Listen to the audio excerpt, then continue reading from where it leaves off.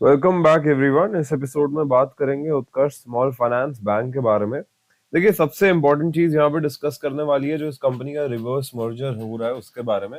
But उससे पहले समझते हैं कि रिवर्स मर्जर होता क्या है ना। आगे समझने की चेष्टा ये करेंगे कि रिवर्स मर्जर का इफेक्ट कैसे आता है किसी भी स्टॉक के ऊपर।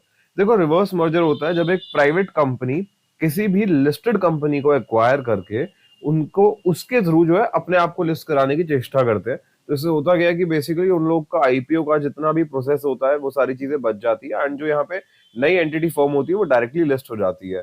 इसका मतलब ये है कि जितने भी जने जो उत्कर्ष स्मॉल फाइनेंस बैंक को होल्ड करते हैं वो इसकी जो पेरेंट कंपनी है which is Utkarsh core invest limited, उसके साथ में मर्ज हो जाएंगे और उनको उस कंपनी के शेयर मिलेंगे। अब यहाँ पे भी कंपनी के पास में ऑप्शन होता है कि वो किस रेशो के अंदर ला रहे हैं, स्वैप के अंदर ला रहे हैं, या फिर वो कंपनी को प्राइवेट भी पब्लिक भी करना चाह रहे हैं। नहीं, तो बहुत सारी चीजें होती है जो यहाँ पे समझनी होती है किसी भी केस के अंदर। बट एनीवेज, अगर हम लोग यहाँ पर देखते हैं उत्कर्ष कोर इन्वेस्ट लिमिटेड करके जो कंपनी है वो 69% ऑफ द कंपनी होल्ड करती है। यहाँ पे पब्लिक के पास में रिसेंट टाइम्स में हमें स्टेक बढ़ता हुआ नजर आया, एंड यहाँ पे जो public and wealthy investors hold करते हैं वो आप देख पा रहे हैं।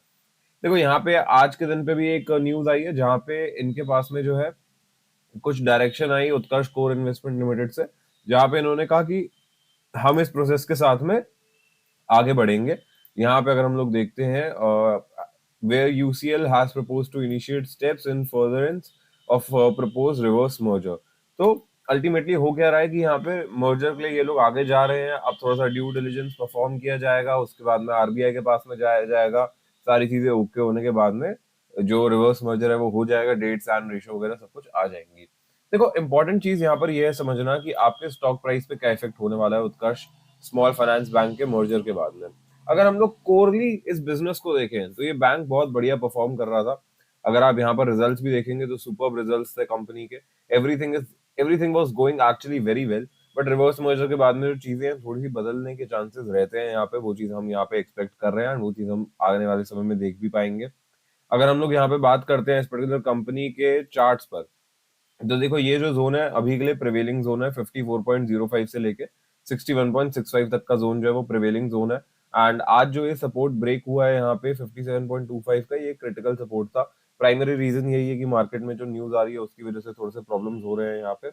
देखो, आइडली मैं आपको बताऊं, मैं उत्कर्ष स्मॉल फाइनेंस बैंक होल्ड करता हूँ एंड मैं यहाँ पे अपने स्टेक से एग्जिट लेने का सोच रहा हूँ। अभी मैंने पूरा तरीके से डिसाइड नहीं किया, बट मैं सोच क्यों रहा हूँ मैं आपको बताता हूँ।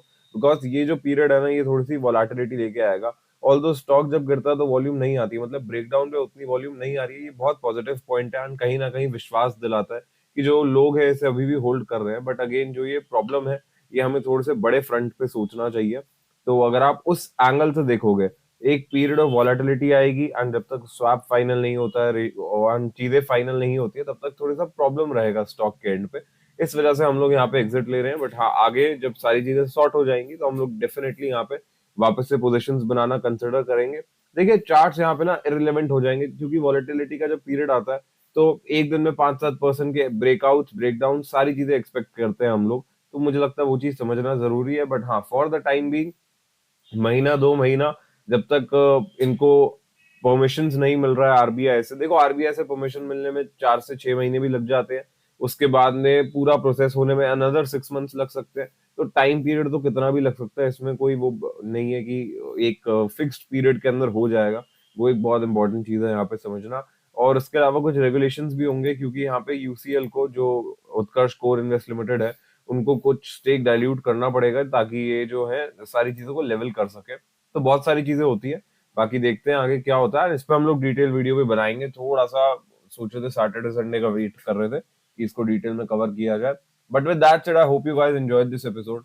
आपको कोई भी डाउट है please feel free to ask it in the comment section below and I will see you guys in the next one.